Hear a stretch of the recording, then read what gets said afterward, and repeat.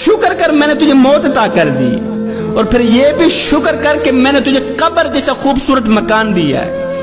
भाई कुत्ता भी तो मर जाता है, घसीट के रूढ़ी पे डाल दिया जाता है।